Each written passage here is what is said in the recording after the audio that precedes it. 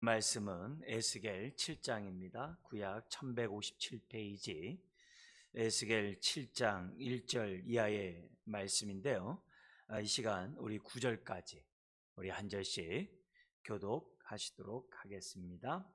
어떤 단어들이 강조되고 반복돼서 나오는지 한번 좀 살펴보시면서 교독했으면 좋겠어요. 1절, 또 여호와의 말씀이 내게 임하여 이르시되 너 인자야, 주 여호와께서 이스라엘 땅에 관하여 이같이 말씀하셨느니라. 끝났도다. 이 땅 사방의 일이 끝났도다.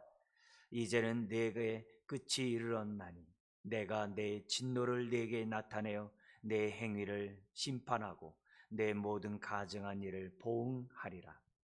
내가 너를 불쌍히 여기지 아니하며 긍휼히 여기지도 아니하고 내 행위대로 너를 벌하여 내 가증한 일이 너희 중에 나타나게 하리니 내가 여호와인 줄을 너희가 알리라.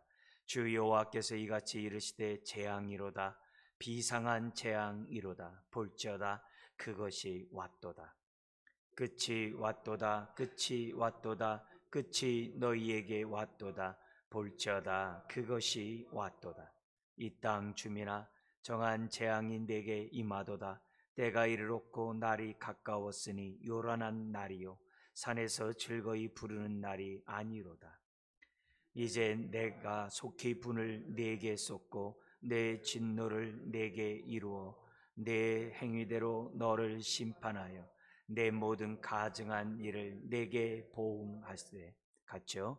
내가 너를 불쌍히 여기지 아니하며 긍휼히 여기지도 아니하고 내 행위대로 너를 벌하여 너희의 가증한 일이 너희 중에 나타나게 하리니 나 여호와가 때리는 이 임을 내가 알리라. 아멘. 오늘 우리 말씀의 제목은 우리가 다 읽지 않았습니다만 제일 우리 7장 우리 뒷부분에 보면은 25절에 보면 패망이 이르니 그들이 평강을 구하여도 없을 것이라 라는 이 말씀에 따라 이제 제목을 잡고요. 주된 내용은 끝났도다예요. 우리가 지금 9절까지 읽으면서도 끝났도다가 얼마나 많이 반복되고 있습니까? 그래서 이 우상 숭배를 한 언약 백성으로서 언약을 파기하고 하나님의 다른 탐심의 종이 된 그 이스라엘 백성을 향한 하나님의 그 준엄한 심판은 뭐냐면 이제 끝났다. 그 메시지를 이제 7장에서 하고 있습니다. 그래서 너희들이 언약의 축복에 두 가지가 있었죠. 우리 앞에서 했었어요. 언약의 축복의 가장 기본적인 두 가지가 뭐였습니까? 평강. 샬롬이 우리 안에 언약 백성에게는 샬롬이 있다는 거예요. 또 하나가 있죠. 기도할 때 응답이 있다는 거예요. 하나님이 우리의 아버지가 되시는, 기도할 때 응답하시는. 근데 언약을 파기하면 평강도 없고 기도 응답도 없다라고 하는 그 메시지를 앞에서도 했는데 7장에서는 더 이렇게 강조해서 아주 핵심적으로 우리들에게 말씀하고 있어요. 그래서 우리들이 오늘 내가 하나님 나라의 통치를 받고 성령의 인도 가운데 내가 얼마나 언약 백성답게 순종하며 살아가느냐, 그 증거를 보면은 내가 하는 거예요. 내 안에 샬롬이 있는가, 또 하나는 내가 기도의 확신 속에 응답받는가. 이런 이 두 가지 증거를 통해서 내가 얼마나 신앙생활을 잘하고 있는지를 점검해 볼 수가 있다는 거죠. 근데 언약을 파괴한 이스라엘 백성을 향하여 하나님은 너에게 평강이 없을 것이고 기도응답이 없을 것이다. 이 얘기를 25절에 27절에 이제 결론적으로 설명을 합니다. 그래서 거기에 따라서 오늘 우리가 지금 하나님의 진노의 심판의 메시지지만 우리가 기본적으로 우리 마음속에 볼 때 하나님의 평강, 이 평강을 누리라, 기도 응답을 받으리라, 이런 마음 속에서 내가 어떻게 해야 되는지, 오늘 심판의 대로 하지 않으면 되는 거 아니에요? 그런 것들을 반대로 생각하면서 봤으면 좋겠습니다. 우리 핵심 내용 우리 좀 강조할 세 가지 잠깐 보면, 우리 첫 번째 한번 읽어볼까요? 하나님이 주시는 평강 가운데 살고 세상의 거짓된 평강에 속지 말자. 그들은 은급 우상을 숭배하면 평강이 오리라 생각을 했어요. 이제는 살만하다. 근데 그거는 거짓된 평강이지 위로부터 주는 평강이 아니죠. 하나님이 주시는 평강은 성경에 뭐라 했어요? 세상이 알 수도 없고 세상이 줄 수도 없다라고 분명히 말씀하셨어요.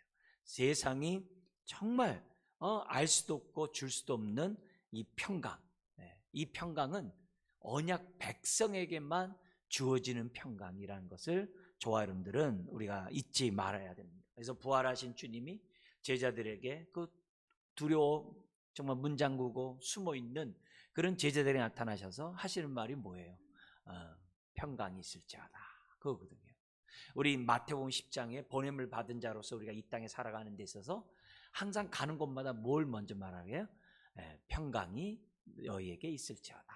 항상 평강. 그러니까 우리 언약 백성으로서 우리가 누려야 될 이 평강이 항상 우리가 사람들을 대할 때마다 평강이 있기를 원한다. 평강이 있을지어다.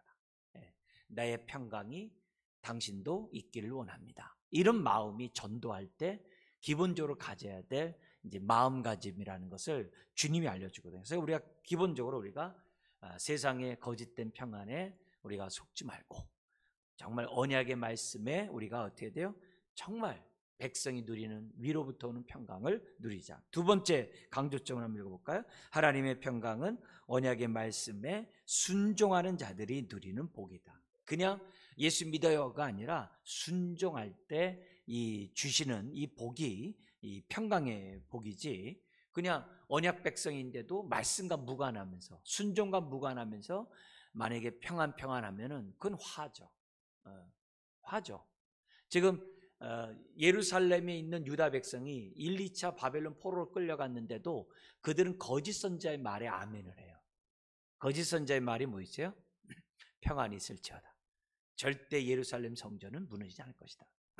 심지어 바벨론 포로로 끌려간 사람들이 속기 돌아갈 것이다.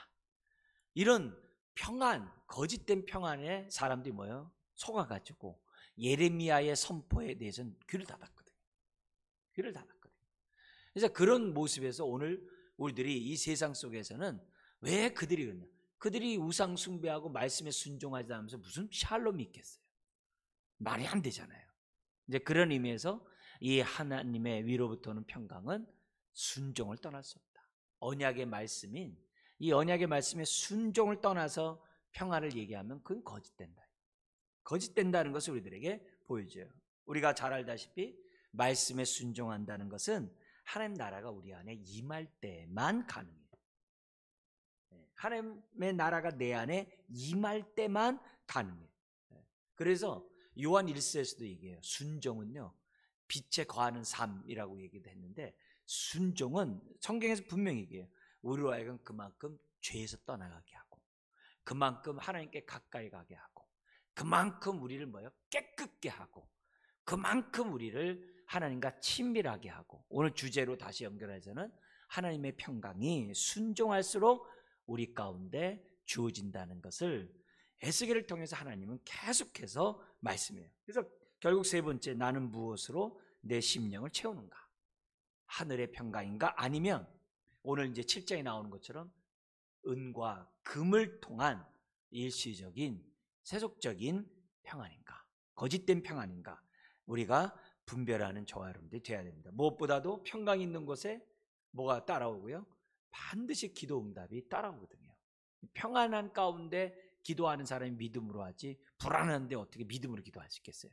그러니까 평안이 있는 곳에는 항상 기도 응답이 있고, 기도의 응답이 있을수록 순환 논리가 되겠죠.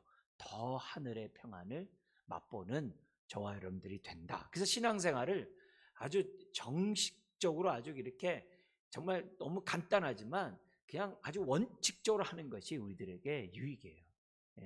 유익이에요.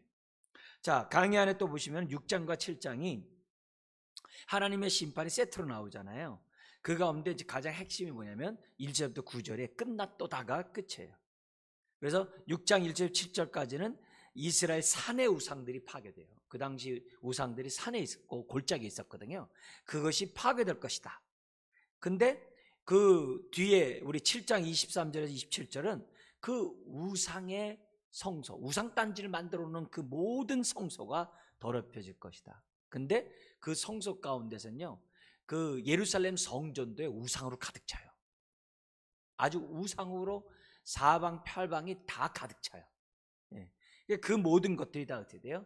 하나님이 파괴해버린다고 하는 그런 모습이 이제 7장 하반절에 나오게 돼요.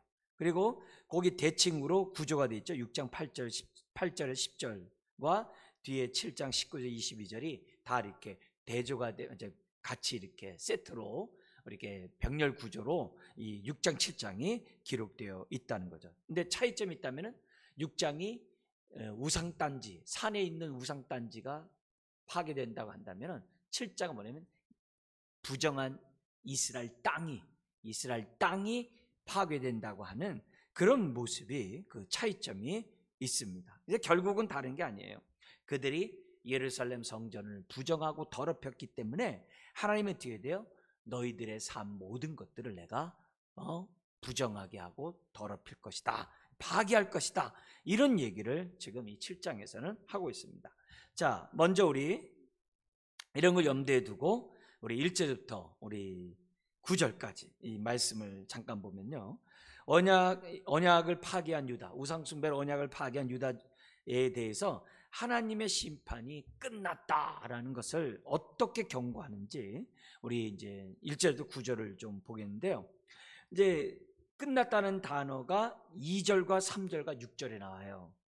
근데 아주 그 6절 같은 데서는 끝났다가 3번씩 나와요. 히브리어는요, 최상급, 비교급 이런 게 없어요. 그러니까 뭐냐면 최상급 그러면요 3번 반복하면 돼요.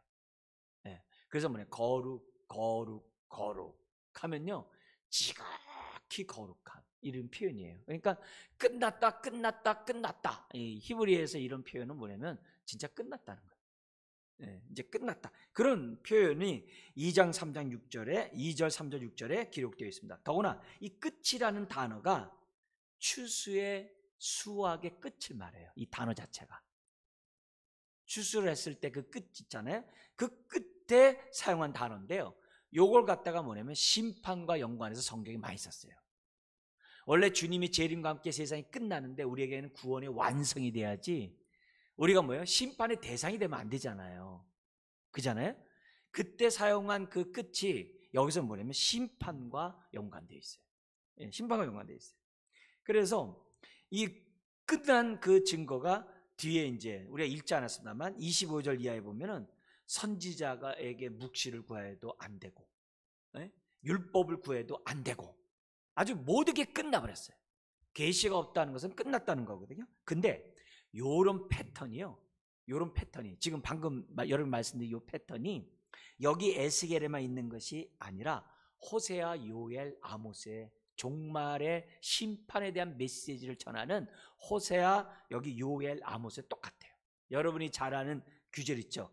너희들의 기갈은 하나님의 말씀을 듣지 못한 기갈이다. 많이 들어보셨죠? 근데 그게 아모스 8장 11절에 있는데요, 8장 2절에 여러분 강의 안에 있는 그 내용이 있어요. 한번 읽어볼까요? 내 백성 이스라엘의 끝이 이르렀은즉, 이렇게 돼 있어요. 심판이 이르렀은즉 그러지 않고 끝이 이르렀은즉, 뭐가 나오는 거예요? 말씀을 듣지 못한 기갈이야. 말씀이 없다는 거예요.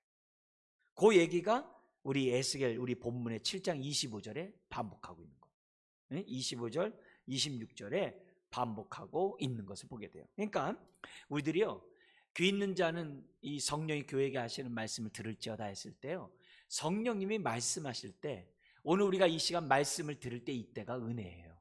이때가 기회예요. 이때가 평안을 맛보고 이때가 어떻게 돼요? 하나님의 응답을 볼 수 있는 기회라는 사실을 잊어서는 안 돼요. 그래서 우리가 하나님 말씀이 선포될 때 어떻게 돼요? 듣고자 해야 돼요. 깨닫도록 해야 돼요. 네. 깨닫게 해달라고. 그리고 그 말씀이 마음 신비에 새기는 이 시간이 되게 해달라고 사모하는 가운데 저와 여러분들이, 저나 언제나 우리 받는 여러분 모두가 마음 신비에 새기는 저와 여러분들이 해야 된다는 거죠. 그래서 언약을 파괴한 그 결과 뭐냐면 그 끝난 그 결과 말씀이 사라지는 거예요. 이게 무서운 거예요. 그래서 우리들이 신앙생활 때 이런 일이 겪지 않도록 해요. 말씀을 들어도 읽어도 아무런 감흥이 없어요. 은혜가 없어요. 그럼요, 이건요 정말 심각한 일이에요. 심각해요. 오늘 나의 관심이 주를 아는 지식 속에 자라가고자 하고 하나님 말씀을 주야로 묵상하는 자가 정말 복이 있다라고 했는데, 내가 얼마만큼 하나님 말씀이 기억나고 생각나게 하시는 성령님을 내 삶 속에서 체험하고 있는가. 그런 자가 평안이 있고 그런 자가 응답이 있는 거예요. 굉장히 중요한 원칙을 지금 에스겔을 통해서 우리들에게 가르쳐주고 있어요. 심지어는요, 임했다라는 단어 있잖아요. 임했다라는 단어가 7장에 9번이나 나와요. 그러니까 하나님이 언약 파괴한 자들에게 하나님의 심판이 지금 어떻게 돼요? 반드시 이룰 수밖에 없다는 것을 보게 됩니다. 자, 그런 가운데 왜 이런 심판이 오느냐? 3절을 보니까는 유다의 가증한 일 때문에. 가증한 일이 뭐예요? 우상숭배. 가증한 우상숭배에 대한 보응이라고 얘기해요. 그래서 거기 보니까 3절이 이렇게 시작해요. 우리 한번 같이 읽어볼까요? 이제는 내게 끝이 이르렀나니 내가 내 진노를 내게 나타내어 내 행위를 심판하고 내 모든 가증한 일을 보응하리라. 네, 보응. 여러분 이거 지금 가증한 우상 숭배한다 했다고 해서 나랑 뭐 무관하지 뭐 나하고는 뭐 뭔 얘기 그렇게 하면 안 돼요. 두 주인을 겸하여 섬기는 것, 하나님 외에 다른 것을 의지하는 것, 우리 마음속에 이 탐심이 작동하는 것, 이게 다 똑같은 우상숭배라는 것을 생각하면서 우리가 이 가증한 일을 보셔야 돼요.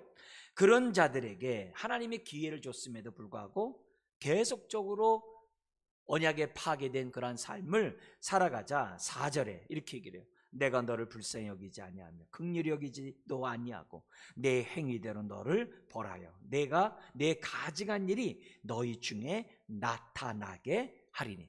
너의 가증한 일이 뭐 한다고 그래요? 너희 중에 나타나게 한대요. 그러면서 내가 그러므로 인하여 여호와인 줄을 너희가 알리라 이렇게 돼 있어요. 여기 한번 보세요.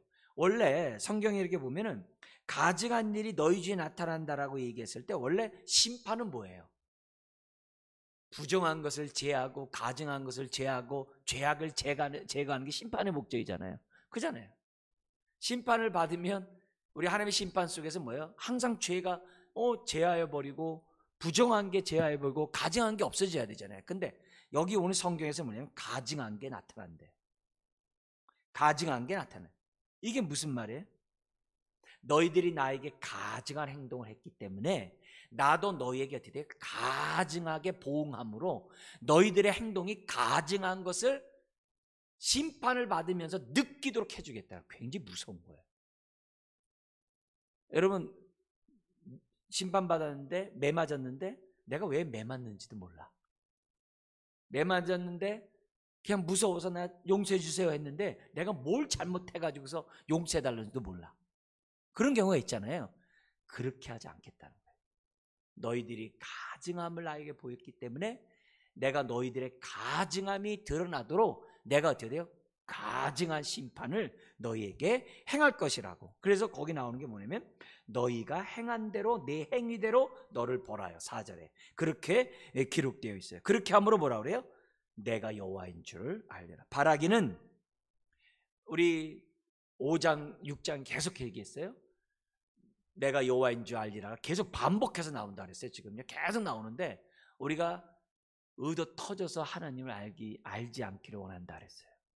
이왕이면은 순종함으로 평강 가운데 하나님을 알아보고 우리가 어떻게 돼요? 기도 응답받는 가운데 하나님을 알아가고 그게 우리들이 이처럼 나와서 예배드리는 목적이지 의도 터진 다음에 안들 물론 회개하고 돌이키면 좋겠죠. 그렇지만 우리가 의도 터지는 게 그게 쉬운 게 아니잖아요. 예? 한번 의도 터지고 다시 일어난다는 이게 그렇게 마음같이 이게 쉬운 게 아니잖아요. 그런 의미에서 그러나 이런 하나님 속에서 우리가 뭐냐면 그래도 하나님이 내어버려 두사가 아니라 그래도 채찍을 때리신다는 얘기는 사랑하는 백성이기 때문에 때리시는 그런 은혜가 있는 거거든요. 그래서 어쨌든 우리는 하나님을 알 때 우리가 평안 가운데 하나님을 알아야 될 줄 믿습니다. 의도 터지는 가운데 하나님을 안다. 그것도 은혜죠. 그러나 그 전에 매 맞기 전에 돌이켜서 하나님을 알 수 있다고 한다면 은혜죠. 더구나 예루살렘에 있는 유다인이 아니라 1, 2차 바벨론 포로 끌려온 에스겔 앞에 있는 유다 포로민들이 있어요. 이 포로민도 똑같이 우상 숭배하고 있거든요. 그리고 이 포로민들은 뭐냐면 거짓 선지의 말을 들어가지고 예루살렘 성전은 절대 멸망하지 않는다라는 소망을 갖고 있고, 거짓 선지자들이 예언한 것처럼 속히 본토로 하나님이 자기네들 이끌 거라고 기대하고 있었던 사람들이에요. 그런 사람들이에요. 그러니까 이런 모습에서 지금 뭐냐면 하나님이 정말 이렇게 언약을 파기한 자에게 심판하시는 이런 하나님이라는 사실을 갖다가 확실하게 보여주지 않으면 예루살렘에 있는 유대인은 두말할 것도 없고, 바벨론 포로로 끌려온 유다 백성은 회개 안 해요. 회개 안 해요. 그래서 하나님은 바벨론의 침략과 포로로 예루살렘 성전이 마지막 포로로 무너지는 그걸 통하여 이 심판이 언약의 파기의 결과임을 계속 강조하는 거예요. 왜냐하면 매맞았을 때 뭐예요? 무슨 죄를 잘못했는지 알고 그들이 뭐예요? 돌아서라고 계속해서 반복해서 하는 거예요. 그러니까 그만큼 완악해요. 한마디 하면 딱 알아들어야 되는데 못 알아들어요.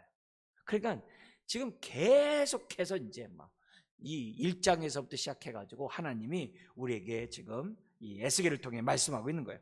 자, 그 다음에 5절부터 9절까지는 구체적으로 하나님의 보응의 심판이 어떻게 이 재앙이 이를 것이냐 여기 나오고 있는데, 하나님은 재앙을 일으켰다고 하면서 5절에 뭐냐면 재앙이로다 비상한 재앙이다. 이 비상한 재앙이란 말은 전무후무한 재앙이다 이런 표현이에요. 그러니까 재앙이에요. 근데 이 재앙이라는 이 단어 자체가 우리 성경에 재앙있지만 앞에서는 유다 백성의 악을 행했다라고 했을 때 그 악이란 단어와 똑같은 단어예요. 여기서는 악이라고 번역하고 여기는 재앙이라는 표현을 썼어요. 왜 그렇게 썼을까요? 악을 행하는 자에게 하나님의 보응이 지금 뭐예요? 임한다라는 의미에서 똑같은 단어를 써서 재앙이라는 표현을 쓴 거예요. 너희들 같은 악한 행위에는 이런 재앙이 있을 수밖에 없다. 똑같은 단어를 갖다가 지금 뉘앙스를 가지고 지금 뭐냐면 너희들의 임한 재앙이 우상숭배의 결과라는 것을 강조하고 있어요. 더구나 5절에서부터 7절까지 보면 왓도다가 4번씩이나 반복하고 있다는 거죠. 뭐가 온 거예요? 6절에 나온 것처럼 끝이 너에게 왔다. 여기에 이 끝이 너에게 왔다라는 이 단어 속에 뭐가 있냐면 졸지에라는 게 있어요. 졸지에. 그러니까 예기치 않은 그런 상황 가운데 되대요. 막 밤이 끝나고 새벽이 오듯이 졸지에 하나님의 심판이 너에게 임한다라는 그런 표현이 6절 속에 있습니다. 자, 이렇게 심판이 왔을 때 백성들의 태도가 나와요. 백성들의 태도가 7절에 나오는데요. 그 날을 갖다 뭐라면 이 땅 주민아 정한 재앙이 내게 임하도다. 때가 이르렀고 날이 가까웠으니 무슨 날이라고 그래요? 요란한 날이요 그랬어요. 요란한. 이 요란한 날이 5장, 6장, 7장 계속 나와서 뭐냐면 유다 백성이 우상 숭배할 때 그렇게 요란하게 떠들었대네요. 네? 우상 숭배할 때 아주 요란스럽게 했답니다. 요란스럽게. 그러니까 하나님이 너희들이 그 하나님 행동대로 보응하신다 그랬잖아요. 너희들 지금 이렇게 악을 행하니까 재앙을 했고, 너희들이 우상 숭배해서 요란 떨었으니까 뭐예요? 너희들이 심판의 그 무서움 때문에 두려워서 요란하게 하나님이 뭐예요? 만들겠다라는 거예요. 근데 그 요란함이 뭐라고 되어 있어요? 7절 하반절에 산에서 즐거이 부르는 날이 아니로다. 이게 얼마나 무서운 얘기예요. 그러니까 결국 우상숭배는 이 재앙은 우상숭배의 결과라는 얘기를 끊임없이 하고 있어요. 이 요란함을 얘기를 해요. 그래서 산에서 즐거이 부르는 날이 뭐예요? 우상숭배하면서 그들이 헛된 즐거움 속에 막 기쁘다 막 했던 것 같아요. 그러니까 하나님이 어떻게 돼요? 우상숭배하면서 즐거워하는 소리를 내가 끝내고 곡하는 요란 소리로 내가 만들도록 재앙이 임하도록 하겠다는 거예요. 그러면서 8절 9절이 이 심판은 하나님으로부터 왔다는 사실을 너희로 하여금 알게 하리라 하면서 8절에 이제 내가 속히 분을 내게 쏟고 그러니까 1절부터 4절 했던 내용을 다시 반복을 5절부터 9절에 하고 있다는 거예요. 이 말은 무슨 말이에요? 반드시 내가 악에 대한, 우상 숭배에 대한 심판을 하시겠다라고 하는 강조예요. 근데 그 심판은 어떤 심판이냐? 요란한, 아니 넋이 나가는, 두려워서 무서워서 넋이 나가는 그런 심판. 그리고 너희들이 나에게 정말 여기 나온 것처럼 가증한 일을 행한 것처럼 내가 너희들에게 보응해서 그 가증함이 만천하에 드러나도록 할 것이다. 우리들의 이렇게 심판받음은 우리가 우상숭배한 영고다, 그 까닭이다 라는 것을 만천하에 드러내 보이겠다라고 9절까지 설명하고 있어요. 그래서 우리가 이런 메시지 반복하면서까지 해도 알아듣지 못하는 결국 유다 백성이었거든요. 그래서 예루살렘이 성전이 무너지거든요. 그러니까 그런 걸 보면서 정말 우리들의 마음이 정말 매 순간 은혜 가운데 굳은 마음을 제하고 부드러운 마음을 달라고 하는 이 기도는요, 생을 다하는 그때까지 저와 여러분들은 놓치면 안 돼요. 성령 충만을 하고자 하는 그 이유 가운데 하나가 뭐예요? 굳은 마음을 제하고 부드러운 마음을 나에게 주셔서 새 언약에 순종하게 달라고. 그게 성령 충만이거든요. 그러니까 그런 기도를 갖다가 끊임없이 저와 여러분들이 하셔야만 한다는 거죠. 자, 그 다음에 두 번째 단락이 10절에서 18절이에요. 언약을 파괴한 그 결과 구체적으로 어떻게 멸망하느냐, 세 가지를 얘기했어요. 칼과 기근과 전염병. 6장에서 얘기했거든요. 똑같이 반복해요.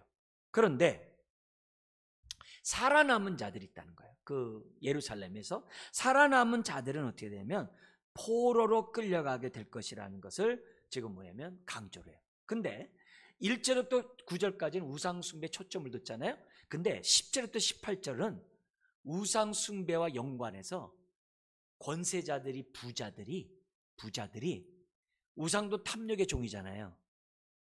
탐욕의 종이 돼가지고 가난한 자 백성들을 갖다가 아주 정말 불법을 행함으로 땅을 착취하고 돈을 착취한 그 사건에 초점을 두고 있어요. 그래서 이 부자들의 어떤 재물과 부를 위해 포악과 불의를 행한 그 내용이 지금 뭐냐 10절 18절에 얘기했어요. 근데 이거는 서로 똑같아요. 1절부터 9절의 우상숭배나 지금 어떻게 돼요?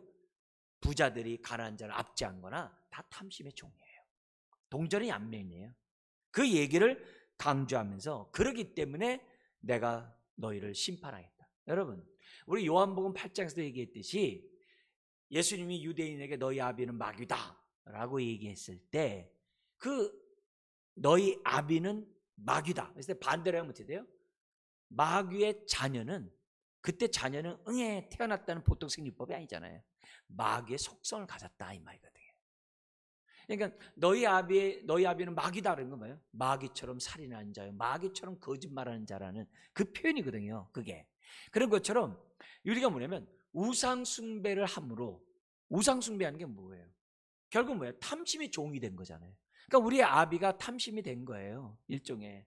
그러면 탐심의 종은 행동이 어떻게 되게 돼 있어요? 탐심의 열매를 맺을 수밖에 없는 거예요. 그게 뭐예요?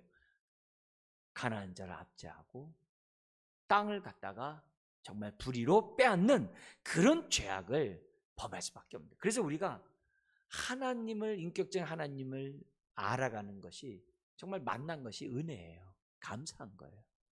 그 하나님을 만났기에 우리의 삶에 대하여 주님을 닮아갈 수 있는 이 자체가 하나님의 축복이에요. 근데 사탄을 숭배해 보세요. 귀신을 따라가 보세요. 그 귀신이 하는 일이 뭐예요? 죽이고 멸망시키고 도둑질하는 것밖에 없다 그러잖아요. 우리의 인생을 도둑질하고 죽이고 멸망하는 것밖에 없다고 그랬잖아요. 삶 자체가 파괴적이 될 수밖에 없는 거거든요. 그래서 그런 의미에서 우리가 하나님의 그 이 큰 은혜 속에서 하나님을 믿는다는 이 자체가 너무 감사한 거예요. 중요한 거는 내 마음에 뭐가 있어요? 하나님 나라가 임하도록 평안과 기도 응답이 내 삶 속에서 계속 이루어지도록 저와 여러분들이 해야만 한다는 거죠. 자, 이렇게 얘기해놓고 좀 한 절씩 보면요, 10절 우리 한번 읽겠습니다. 볼지어다 그날이로다, 볼지어다 임박하도다, 정한 재앙이 이르렀으니 몽둥이가 꽃이 피며 교만이 싹이 났도다. 여러분, 이 단어 딱 생각하면은 무슨 사건이 일어나요? 몽둥이의 꽃이 피면 뭐예요? 아론의 쌍난 지팡이죠. 아론의 쌍난 지팡이의 핵심은 뭐예요? 비길이라 한 자들에 대해서 하나님 뭐예요? 아론의 그러한 직분에 대한 권한을 준 거잖아요. 그에게 권세를 준 거잖아요. 그죠? 그 아론만이 대제사장으로서의 그 사명을 감당할 수 있는 그 능력, 그 자격이 있다는 그런 표현 아니겠어요? 그런 모습이잖아요. 그런 거예요. 근데 여기 보면 몽둥이에 꽃이 피었다. 그리고 교만이 싹이 났다. 물론 그런 것을 생각하지만 여기서 뭐냐면은 하나님의 진노의 도구로 지금 어떻게 돼요? 몽둥이가 꽃이 피었다라는 사실을 설명해요. 근데 이 몽둥이가 우리 이사야 선지자 같은 데서는 뭘로 나오냐면요, 바벨론으로 나와요. 하박국 선지자, 하박국 아시죠? 그죠? 논밭에 소출이 없어도 그 할 때 하박국 뭐냐면 몽둥이가 바벨론으로 나와요. 그래서 에스겔에서도 역시 바벨론이 몽둥이에요. 근데 이 똑같은 귀절이 11절에 이렇게 연관되어 있어요. 뭐라고 했냐면은 거기 뭐라고 되면 포악이 일어나서 죄악의 몽둥이가 되었은즉 그들도 그 무리도 그 재물도 하나도 남지 아니하며 그 중에 아름다운 것도 없어지리로다 이렇게 돼 있어요. 근데 여기 보니까 죄악의 몽둥이라고 돼 있어요. 몽둥이 그러면은 바벨론으로 얘기하는 게 심판의 도구로서 바벨론 하는 게 기본적인 개념이에요. 근데 11절에 보니까는 죄악의 몽둥이래. 그러니까 죄악의 몽둥이라는 얘기했을 때 바벨론을 갖다 죄악으로 얘기할 수 있겠지만 10절부터 18절에 아까 내용이 뭐라 그랬어요? 부자와 권력자들이 불의와 불법으로 백성들의 재산을 갖다가 땅을 빼앗는 탐욕이라고 얘기했잖아요. 그냥 여기서 말하는 죄악의 몽둥이는 결국 뭐였냐면은 지도자들의 그 불의의 그 몽둥이를 얘기하는 거예요. 그 몽둥이에요. 그와 연관해서 우리 하나님께서 주시는 것은 뭐냐면은 그들이 부를 착취하기 위해서요, 땅을 빼앗기 위해서요, 불의를 막 행했다는 거예요. 그러니까 하나님은 어떻게 돼요? 내가 똑같이 대갚아 주겠다는 거예요. 똑같이 대갚아 주는 방법이 뭘까요? 있는 자들의 돈을 갖다가 은금을 갖다가 다 빼앗아 버리는 거예요. 아무 쓸모없게 만드는 거예요. 심지어는 땅을 샀어요. 자기가 땅을 샀어요. 산 그 땅도 아무런 의미가 없도록 하는 거예요. 그 방법이 뭐예요? 바벨론 포로를 끌어가 버린 거예요.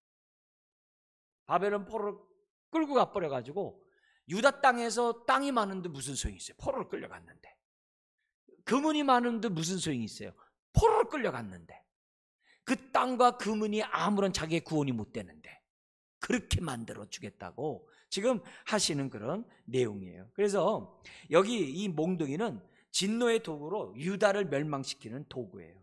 예. 이게 바벨론일 수도 있지만 다른 게 아니라 지도자들의 그 부자들의 아주 그 권력을 남용해 가지고 정말 부와 권력을 가진 그런 죄악을 갖다가 하나님이 철저히 심판해 주겠다는 것을 얘기하고 있어요. 더구나 거기 교만이 싹이 났다는 표현 있잖아요. 여기에 사용된 교만이라는 단어가 주제넘다라는 단어를 교만으로 번역을 했어요. 그러니까 얼마나 그 부자들이 주제넘는 행동들을 해가지고서 이렇게 불의를 했냐. 그러니까 하나님은 어떻게 돼요? 내가 너희들을 가만두지 않겠다는 거예요. 그래서 11절에서 13절에 보면은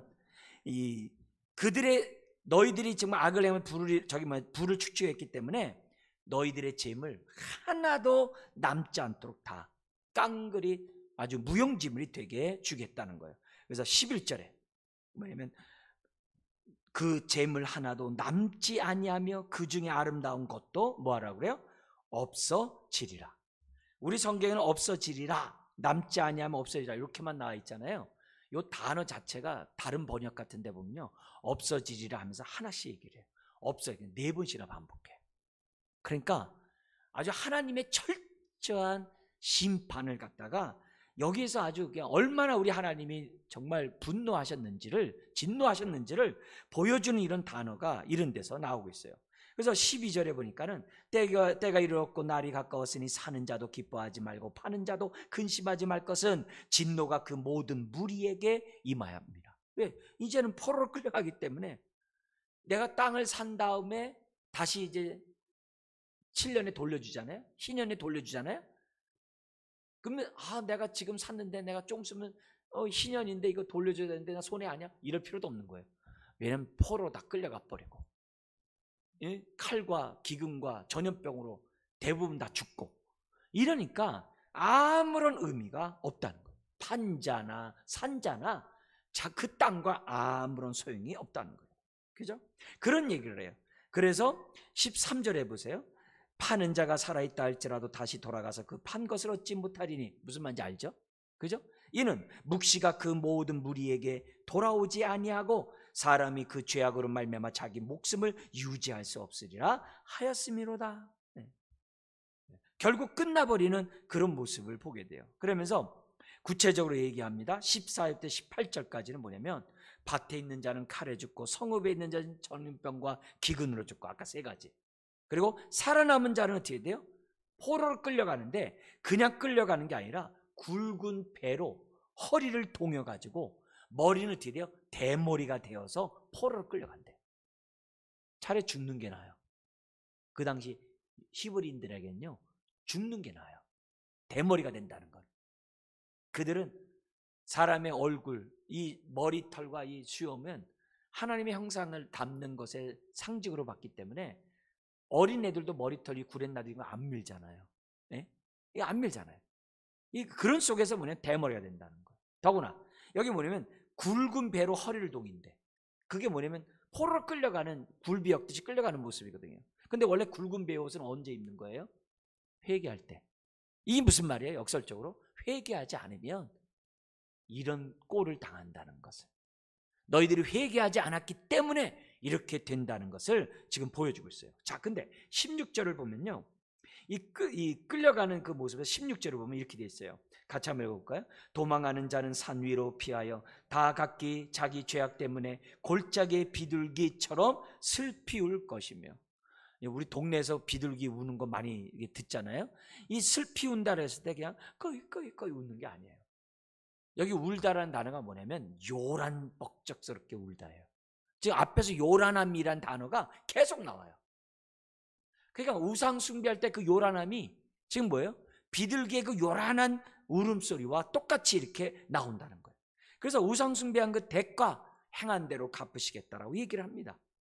그래서 18절에 회개하지 않을 때 하나님이 어떻게 돼요? 오히려 너희는 그것이 굵은 배로 끌고 가는 그런 자가 된다는 거예요.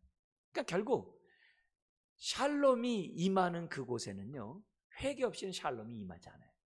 그리고 회개할수록 그 심령은 어떻게 돼요?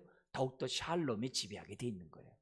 굉장히 중요한 거예요. 그래서 저와 여러분들이 형식적으로 주여주여하고 회개하는 것이 아니라 항상 내 마음의 평안 속에서 회개를 하고, 내가 순종하는 가운데 회개하고, 이 언약 백성답게 하는 이 회개가 저와 여러분들에게 필요하다는 거죠. 여러분, 머리털을 민다는 게 아까 뭐라 했어요? 머리털이 뭐예요? 하나님의 형상을 상징해요.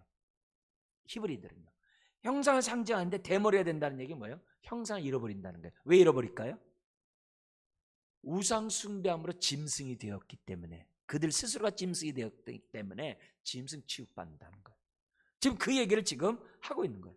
우상 숭배함으로 하나님의 형상을 잃어버렸다는 거예요. 그래서 하나님이 어떻게 돼요? 짐승처럼 내어버려 끌려가도록 한다는 것을 이렇게 봐요. 그러니까 이런 것들을 보면서 우리가 교훈을 삼아야 될 것이 다른 게 아니에요. 나는 누구를 닮는가? 사탄을 닮으면 우리는 어떻게 돼요? 탐심의 종이 될 수밖에 없어요. 우리는 하나님을 닮아야 마음의 평안을 얻는 주의 자녀가 되는 거예요. 우리는 말씀을 통하여 하나님을 알아가잖아요. 하나님의 뜻을 우리가 알아가잖아요. 이런 것들이 우리들에게 왜 중요하냐? 그래야 우리가 마귀를 닮지 않아요. 우리가 하나님을 닮아가는 저와 여러분들이 될 수 있다는 거예요. 그래서 우리들의 마음이 어떻게든지 간에 내 마음의 평안을 잃어버리지 않도록, 어떻게든지 간에 기도 응답이 없는 그런 인생이 되지 않도록 저와 여러분들이 항상 우리가 부드러운 마음을 갖는 마음 자세가 중요하다는 것을 우리들에게 다시 한번 강조해요. 그래서 회개할 때에도 정말 우리가 정말 언약 백성의 말씀에 따라서 우리들이 살지 못한 그 모습에 대해서 확실하게 회개하지 않으면 이런 18절에 이런 나오는 이 고통을 당하게 될 거라는 거죠. 자, 그러면서 세 번째 단락이 19절에서 24절이에요. 금과 은으로 마음을 채워 강포를 행하고 우상 숭배를 한 자들은 어떻게 더럽혀지는가? 뭐냐면 타국 바벨론으로부터 어떻게 돼요? 침입을 받아가지고 모든 게 다 더러워지겠다는 거예요. 예. 그 다 뺏기게 된다는 그런 메시지를 이제 19절 이하에서 합니다. 특별히 19절은 우리가 처음에 에스겔 볼 때 우리가 읽었던 본문이에요. 우리 다시 한번 읽어볼까요? 그들이 그 은을 거리에 던지며 그 금을 오물같이 여기리니 이는 여호와 내가 진노를 내리는 날에 그들의 은과 금이 능히 그들을 건지지 못하며 능히 그 심령을 족하게 하거나 그 창자를 채우지 못하고 오직 죄악의 걸림돌이 되미로다. 이렇게 돼 있어요. 여기 보면은 은과 금이 거리에 던지면서 오물같이 돼요. 아니, 이것 때문에 우상숭배했는데 막상 바벨론의 침략을 받고 완전히 정복을 당하니까 이게 나한테 무슨 소용이 있냐, 이게. 네. 아무 소용이 없다는 거예요. 오물같이 여기게 돼요. 네. 더구나 그들은 어떻게 돼요? 그 은금은 그들을 진노의 날에 건지지 못해요. 네. 능히 그 심령을 족하거나 그 창자를 채우지 못하고 오히려 그것이 죄의 걸림돌이래. 이게 그 당시 유다 백성의 죄악된 모습인 것을 우리에게 보여줘요. 자, 결국 뭐예요?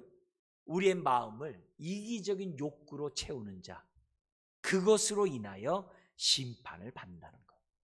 여기 성경에 뒤에 보면요, 능히 그 심령을 족하게 하거나 그 창자를 채우지 못한다 했을 때 심령 있잖아요. 요 심령이라는 단어가 욕구라는 단어예요. 욕구. 우리 안에 있는 욕구. 그 욕구가 있어요. 근데 이 욕구가 하나님의 은혜로 채워져야 되는데 이 욕구가 세상 것으로 채우면요, 소금을 먹는 것과 똑같은 거예요. 돈 많은 사람은요, 지금보다 딱 배나 더 있으면 좋겠다라고 세계 부자들이 얘기를 하더라고요. 네. 지금보다 딱 2배. 2배 얻으면 또 어떻게 될까요? 딱 또 2배 그럴 거예요. 되질 않아요. 은과 금은 욕구를 채울 수 없다는 거예요. 지금 그 얘기를 하는 거예요.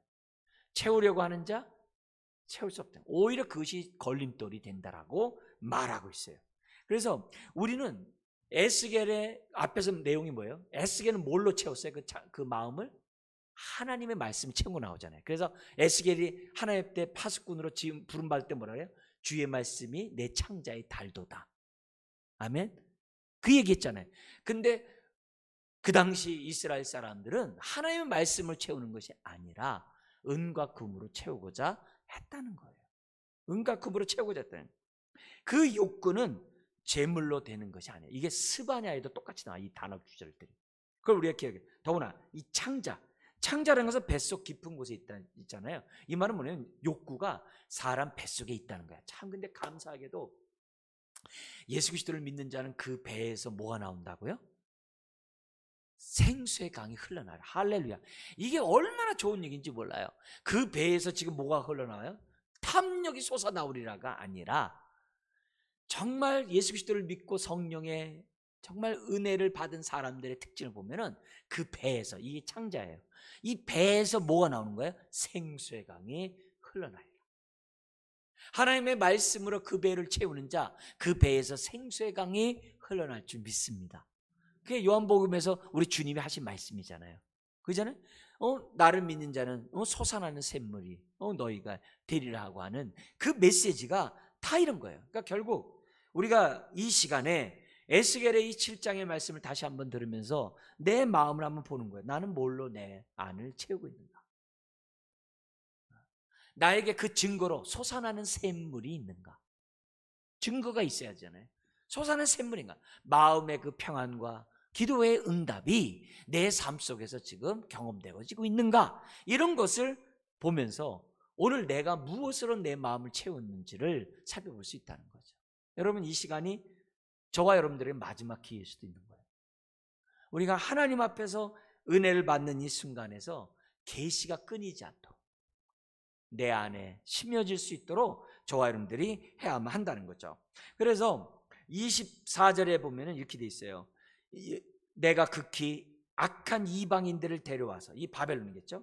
그들이 그들의 집을 점령하게 하고 강한 자의 교만을 그치게 하리니 그들의 성소가 더럽힘을 당하리라. 그러니까 여기 강한 자는 뭐예요? 부자들이거든요. 부자들이 뭐냐면 교만해가지고서 막 탐욕이 종이든 막 백성들의 재산을 막 땅을 막 뺏어갔거든요. 그런 모든 것들을 내가 어떻게 돼요? 못하게 하고 그 우상단지를 다 깨트려 버리고 이 우상의 이 도시인 이 예루살렘과 유다를 갖다가 엎어버리겠다라고 하나님이 말씀하고 있는 거예요.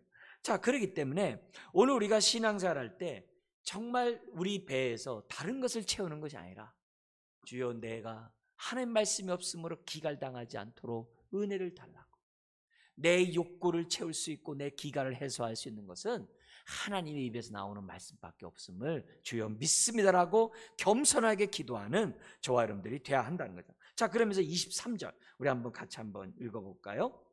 너는 쇠사슬을 만들라. 이는 피 흘리는 죄가 그 땅에 가득하고 포악이 그 성읍에 찼습니다. 아멘.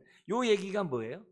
아까 그 부자들이, 지도자들이 피를 흘리고 지도자들이 뭐 하는 거예요? 포악함으로 백성들의 땅을 갖다가 빼앗아 버린 그 대가 어떻게 돼요?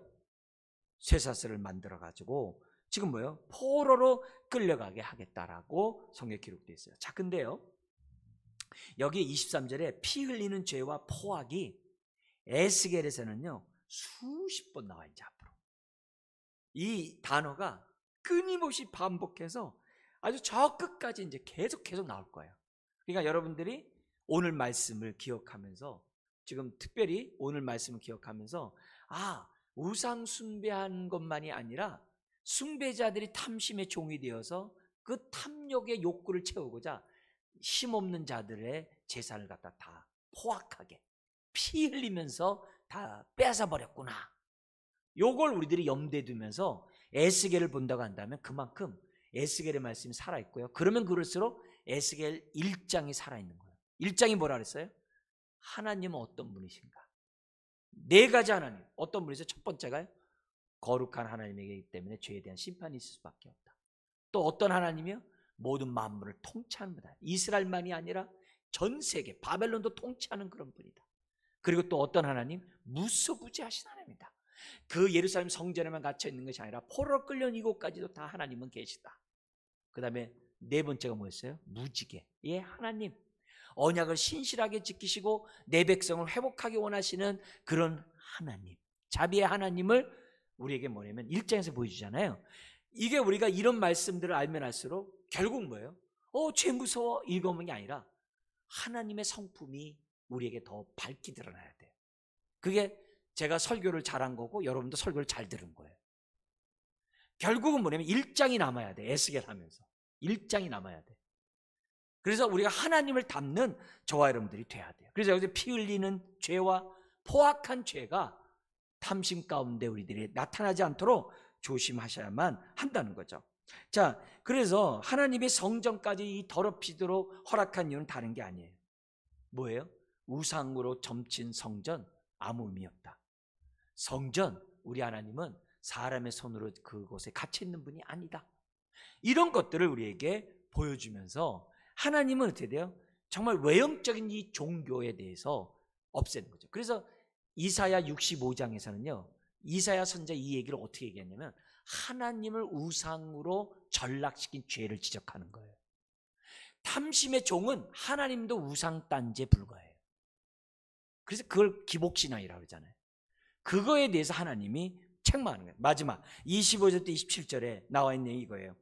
언약 파기에서 언약 축복을 누리는 것이 못한 게 뭐냐? 두 가지, 아까 얘기했던 평강이 없고 기도 응답이 없을 거라는 것을 얘기를 합니다. 자, 그런 의미에서 25절에서 27절 우리 한번 다시 한번 우리 같이 한번 읽고 우리 마무리 하고 우리 마무리하도록 하겠습니다.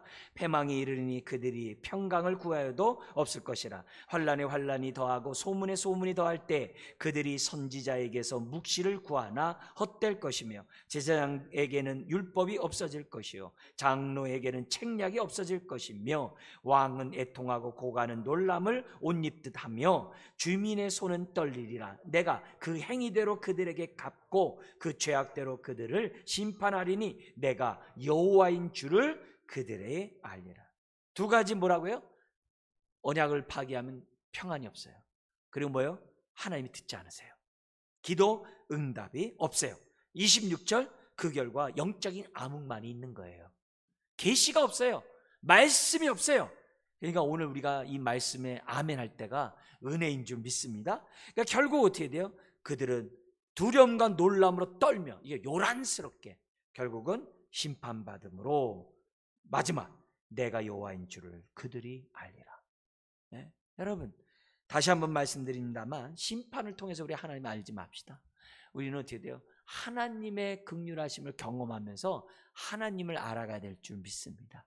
오늘 우리가 힘들고 어렵지만 이처럼 예배 나와서 말씀을 들을 때 주님 내가 더욱더 내 안에 죄악들을 회개하고 내 안에 있는 탐욕을 십자가에 못 박고 주여 내 안에 샬롬이 그리고 내 삶에 정말 기도 응답을 이루는 그런 삶을 살고 싶습니다. 이 마음을 기경시켜 주시옵소서. 우리 기도하는 이 밤 되기 원합니다. 기도하겠습니다. 하나님 아버지